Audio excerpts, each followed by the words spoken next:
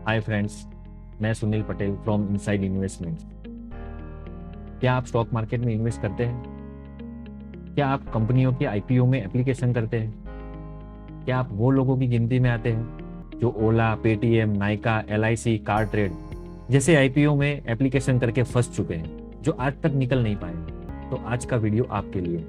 आज के वीडियो में मैं आपको बताऊंगा कि आईपीओ की एप्लीकेशन करने से पहले हम क्या चीजों को ध्यान में रखें ताकि हम उसमें फंस न जाएं, और ऐसे आईपीओ को कैसे ढूंढें कि उसको भरने के बाद लिस्टिंग के दिन ही हमें अच्छा खासा मुनाफा मिल जाए और हम वो मुनाफा लेके अपने घर बैठ जाए।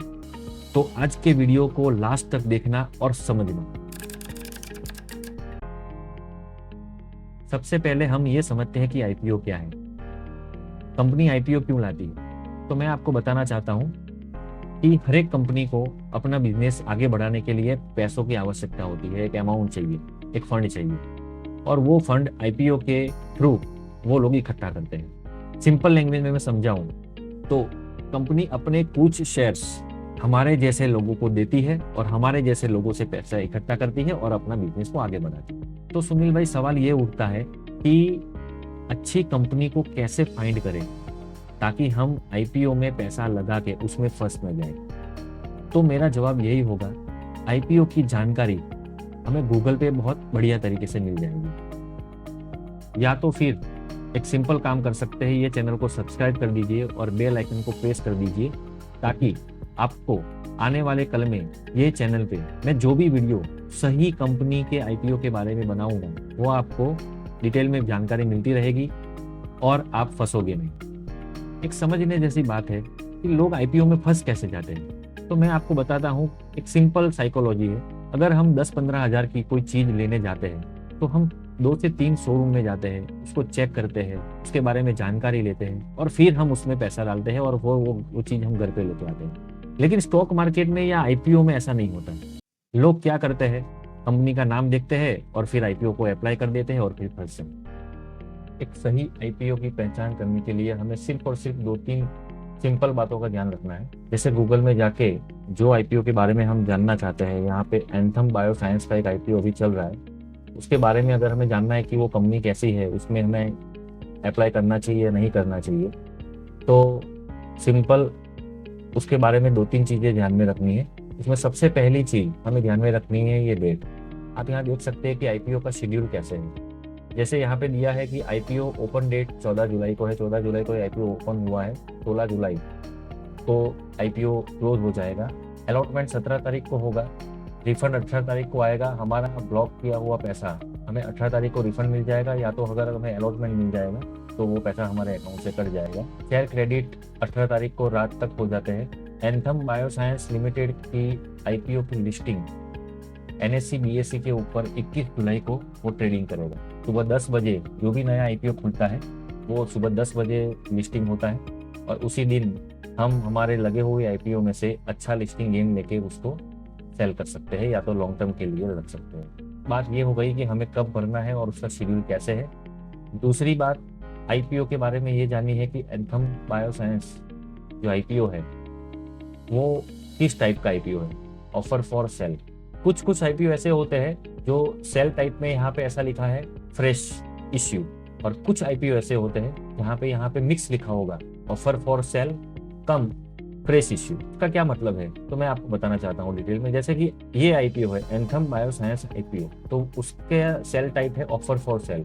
ऑफर फॉर सेल का मतलब ये होता है कि कंपनी में जो प्रमोटर होते हैं वो प्रमोटर अपने कुछ शेयर को बेच रहे हैं और जो पैसा आईपीओ में कलेक्ट होगा वो पैसा प्रमोटर के घर पे जाएगा। मतलब यहाँ पे 3,395 करोड़ का जो आईपीओ है वो आईपीओ का पूरा पैसा प्रमोटर के घर पे जाने वाला है, कंपनी में 1 भी रुपया जाने वाला नहीं है।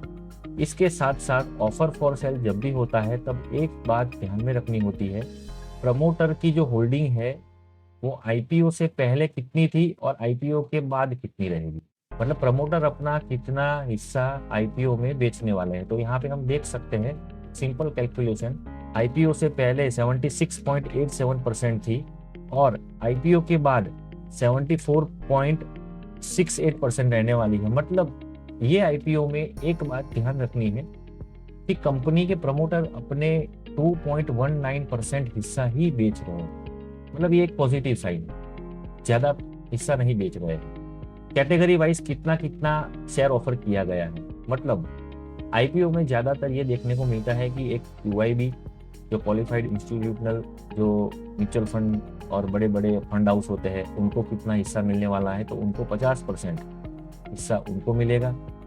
एनआईआई एचएनआई मतलब जो बड़े नेटवर्थ वाले बड़े इन्वेस्टर हैं उन लोगों को 15% जितना हिस्सा यहाँ पे मिलने वाला है। और रिटेल जो हमारे जैसे लोग होते हैं, छोटे इन्वेस्टर हैं, उनको 35% जितना हिस्सा मिलने वाला है। कुछ इश्यू में हमें ये ध्यान रखना है कि रिटेल इन्वेस्टर को 50% से ज़्यादा हिस्सेदारी मिलती है, वो थोड़ा नेगेटिव पॉइंट है।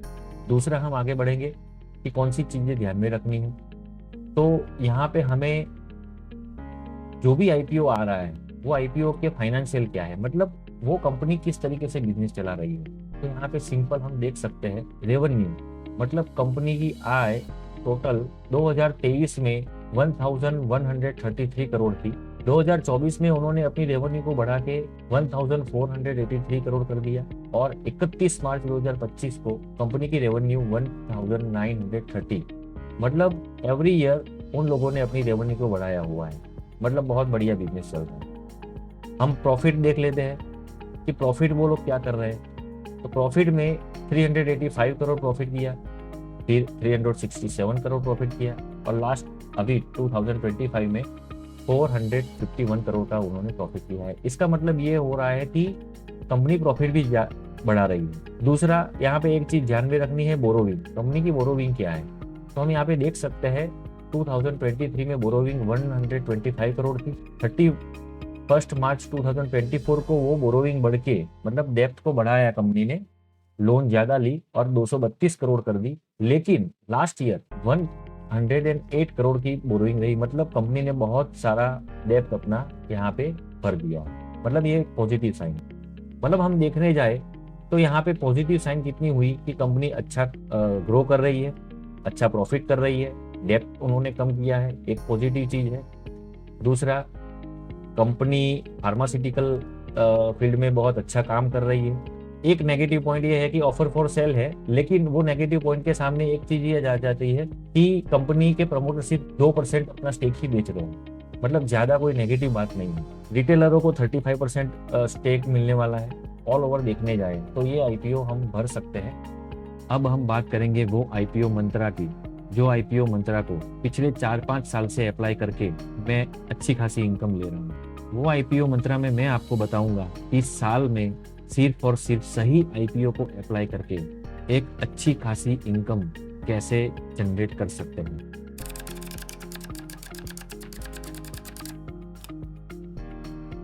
हम अगर समझ ले कि हमारे फैमिली के अंदर अगर 4-5 अकाउंट है, जैसे कि एक अपना अकाउंट हो गया, एक वाइफ का अकाउंट हो गया, भाई का अकाउंट है, या तो बहन है तो उसका अकाउंट है, या तो मम्मी का अकाउंट, या तो पापा का अकाउंट, टोटल मिला के अगर हमारे पास 4 अकाउंट भी है, जिसका डीमैट अकाउंट सिर्फ और सिर्फ हमें खुलवाना है। अगर वो 4 अकाउंट हमारे पास है और पूरे साल में आईपीओ ही भरते हैं ये 4 अकाउंट में, अभी कोई इन्वेस्टमेंट नहीं करते हैं, तो हमारा कितना कैपिटल लगेगा और हम कितना अर्न कर सकते हैं, ये मैं आपको कैलकुलेशन बता रहा हूँ।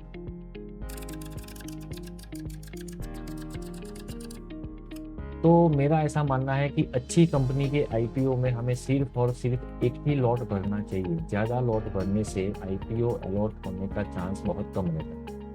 तो उस हिसाब से अगर हम एक अकाउंट में 15,000 इंटू 4 अकाउंट हमारे पास जो है, उसके लिए हमें सिर्फ और सिर्फ 60,000 रुपीज़ की ज़रूरत हमें पड़ेगी।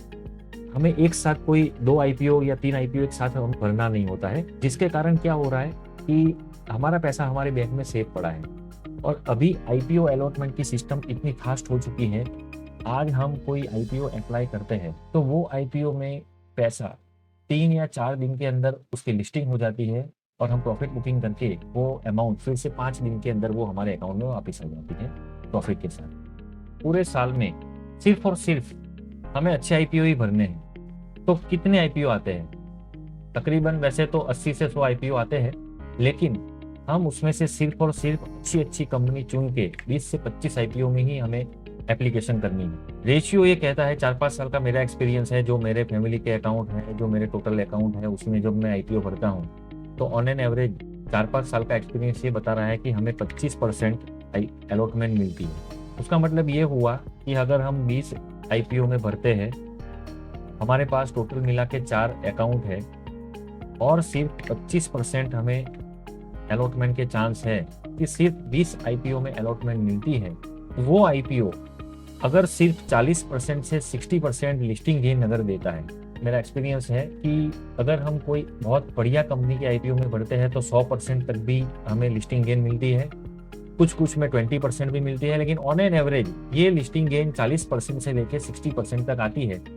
अगर मैं ये पकड़ लूं कि सिर्फ हमें 40% ही लिस्टिंग गेन मिलती है तो एक आईपीओ में हमें 6,000 रुपये का मुनाफा होता है। तो ये प्रॉफिट से हम 20 अलॉटमेंट हुई थी, उसको हम 6,000 से करें तो 1,20,000 सालाना सिर्फ और सिर्फ प्रॉफिट हम आईपीओ भर के लिस्टिंग गेन लेके हम इतना कमा सकते हैं।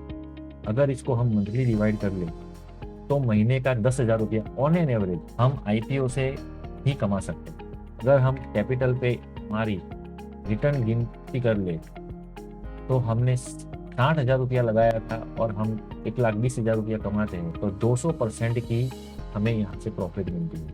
क्या ये कम है? हमें सिर्फ यहाँ पे समझना जरूरी है कि कौन से आईपीओ में हमें पैसा लगाना है और लिस्टिंग गेन के दिन ही हमें निकल जाना है। अगर सिर्फ इतना भी करते हैं तो ये अमाउंट हमें श्योर मिलती है। ये है मेरा आईपीओ मंत्र। आज के वीडियो में बस इतना ही। आपको अगर ये वीडियो की जानकारी पसंद आई हो तो ये वीडियो को लाइक कर देना, ये चैनल को सब्सक्राइब कर देना, ताकि आने वाले कल में जो भी सही कंपनी के आईपीओ आएंगे उसकी डिटेल में जानकारी के लिए मैं हर एक आईपीओ के लिए अलग अलग वीडियो बनाता रहूंगा और वो वीडियो आपको मिलती रहेगी। बेल आइकन को प्रेस कर देना ताकि आपको रेगुलर अपडेट मिलती रहे। जय हिंद, जय भारत।